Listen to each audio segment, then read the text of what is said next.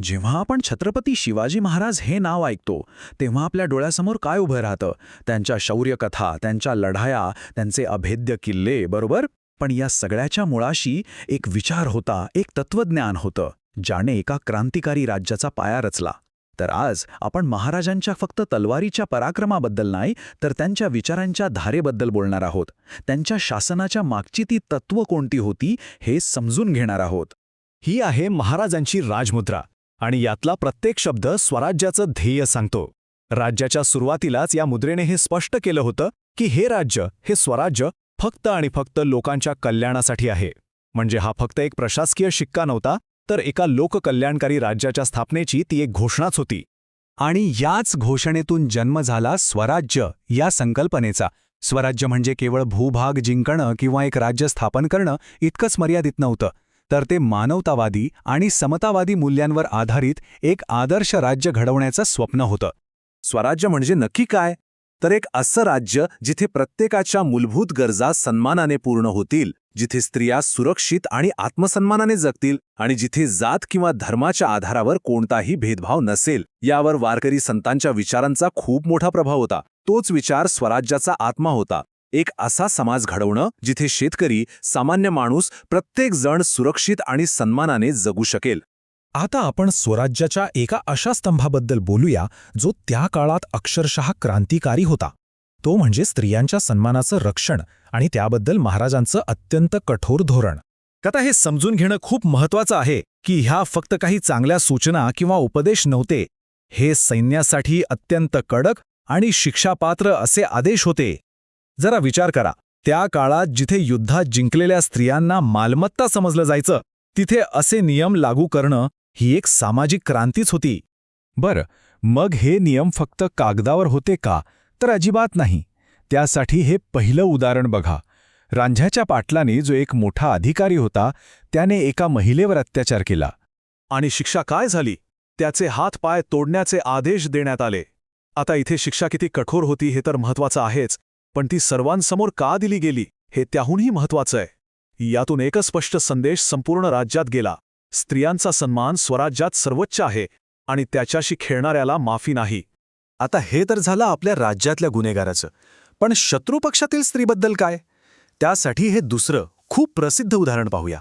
त्यांना युद्धलूट म्हणून वागवलं गेलं नाही, उलट भेटवस्तू देऊन पूर्ण सन्मानाने आणि लष्करी संरक्षणासह त्यांच्या कुटुंबियांकडे परत पाठवण्यात आलं. म्हणजे बघा, आदराचं हे धोरण शत्रूच्या घरातल्या महिलांनाही तितकंच लागू होतं. हा फक्त नियम नव्हता, हा एक संस्कार होता. आणि हे धोरण किती कठोरपणे पाळलं जायचं हे या उदाहरणावरून दिसतं. जेव्हा स्वतःच्याच एका सरदाराने, सकुजी गायकवाडने, एका स्त्रीवर अत्याचार केला, तेव्हा त्यालाही सोडलं नाही. महाराजांनी त्याचे डोळे काढले आणि त्याला आयुष्यभरासाठी तुरुंगात टाकलं. यातून हेच सिद्ध होतं की कायद्यापुढे कोणीही मोठं नाही, अगदी स्वतःचा सरदारसुद्धा. तर स्वराज्यात रयतेचा सन्मान आणि सुरक्षा सर्वोच्च होती. पण ही सुरक्षा फक्त स्त्रियांपुरती मर्यादित नव्हती. ती प्रत्येक नागरिकाला त्यांच्या श्रद्धेचा किंवा धर्माचा विचार न करता मिळत होती.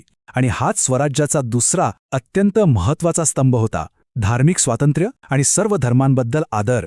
आणि हा सर्वसमावेशकतेचा विचार फक्त बोलण्यापुरता नव्हता, तो प्रशासनात थेट उतरला होता. तुम्ही बघा, स्वराज्यातली अत्यंत महत्त्वाची विश्वासाची पदं कोणाकडे होती? आरमाराचे प्रमुख, तोफखान्याचे प्रमुख. ही पदं मुस्लिम अधिकाऱ्यांकडे होती. कारण स्वराज्यात फक्त एकच गोष्ट पाहिली जायची: पात्रता आणि निष्ठा, धर्म नाही. एवढंच नाही, तर महाराजांनी सर्व धर्मांच्या प्रार्थनास्थळांना संरक्षण आणि आर्थिक मदतही केली. मग तो दर्ग्यासाठी दिलेला निधी असो किंवा मंदिरांना दिलेल्या देणग्या असोत, राज्याचा पाठिंबा सगळ्यांसाठी समान होता. आणि ह्याबद्दलचा सगळ्यात मोठा पुरावा कुठून येतो माहितीये? तो येतो महाराजांचे कट्टर शत्रू औरंगजेब यांच्या दरबारातील इतिहासकार काफी खानकडून. तो स्वतः लिहितो की शिवाजी महाराजांचे असे आदेश होते की कुराणाची प्रत सापडल्यास तिचा आदर करा आणि मशिदींना धक्का लावू नका.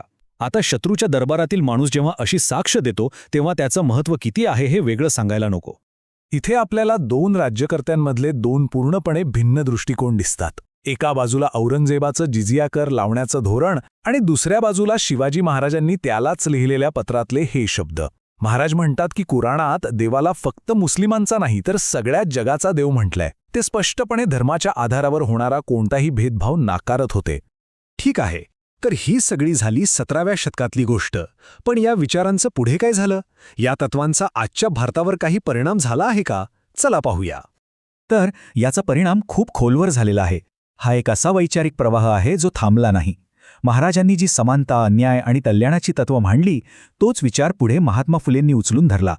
मग याच तत्वांचा सखोल अभ्यास करून डॉक्टर बाबासाहेब आंबेडकरांनी त्याला आपल्या कार्यात स्थान दिलं.